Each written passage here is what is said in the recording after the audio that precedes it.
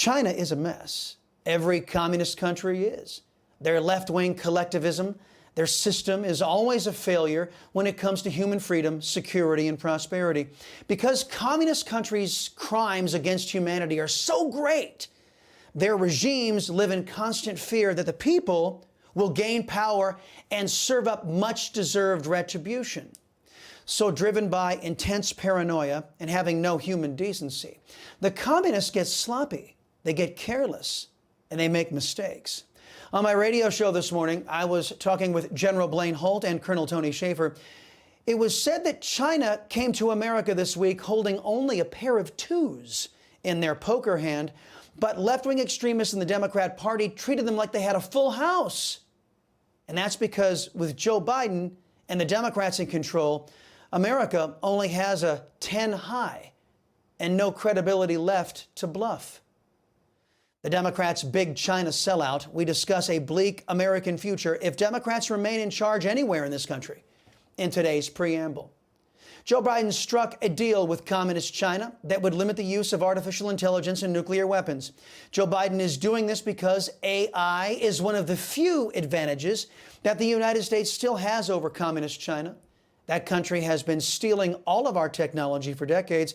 Some of the big ticket items like nuclear weapons guidance systems were actually gifted to China by Democrats in the Clinton administration. Newly declassified documents show that President Bill Clinton personally approved the transfer to China of advanced space technology that can be used to commence nuclear combat. Joe Biden is carrying on that America Last tradition by abandoning a key deterrent and leverage against the planet's largest genocidal, racist slave state. Experts are warning that the U.S. would be giving up a strategic advantage it currently holds over China. Now, why would Joe Biden do such a thing? Some say it's because he's bought and paid for by America's enemies. Others point out that this is what Democrats do. They align with enemies of the United States, always. Enemies like the #1 state sponsor of terrorism, Iran. Joe Biden's regime is seeking to facilitate $10 billion more into Iran's coffers, on top of the estimated $80 billion Joe's Marxist team have already funneled to Tehran. As anyone but the biased press seems to acknowledge, Iran uses those monies and facilitates attacks against Westerners and Jews. Left-wingers are going to jump up and defend radicalized Islamic terrorists by saying, hey, none of that money goes directly to terrorism. But folks, it's like the butcher shop here in America, Planned Parenthood.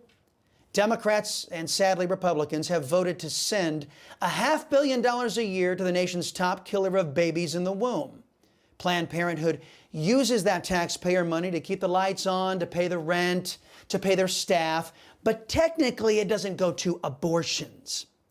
But with all their other expenses covered, Planned Parenthood, like Iran, uses the money they get by other means. For Iran, it's oil sales. For Planned Parenthood, it's the profit they get from slaughtering babies in the womb.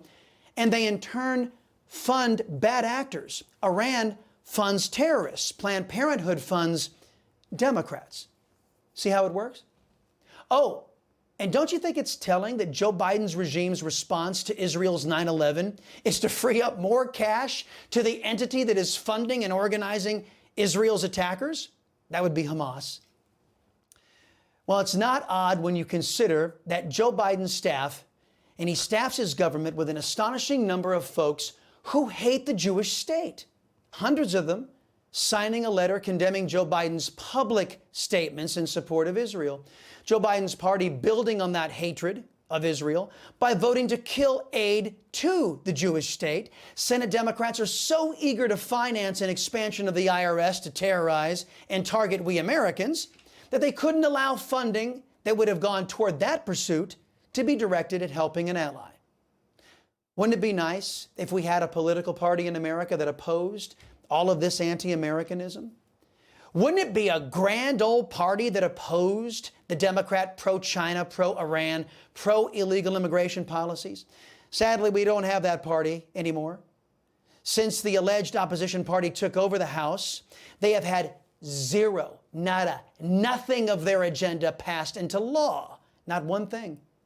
In fact, the party we used to call Republicans have rubber stamped with their votes the entire Democrat agenda by funding it all. Conservative Texas Congressman Chip Roy may have summed it up best. One thing. I want my Republican colleagues to give me one thing, that I can go campaign on and say we did. One. Anybody sitting in the complex, if you want to come down to the floor and come explain to me one material, meaningful, significant thing the Republican majority has done besides, well, I guess it's not as bad as the Democrats. Well, yeah, right. One single material thing that would have defended us from Democrat policies that are doing blanket harm to this country. Trust in government is at an all-time low. It has earned that trust, government has. But we, the people, have some culpability too. For some reason, a majority of our people refuse to acknowledge that it's our money. It's our future. It's our country. Ronald Reagan said that if we, the people, don't act and we lose this freedom of ours to these small-minded totalitarians, quote, history will record with the greatest astonishment that those who had the most to lose did the least to prevent its happening. You and I have a lot to lose. And after what I saw yesterday in California, we don't have a lot of time. If those in your government are failing you, it's time to replace them.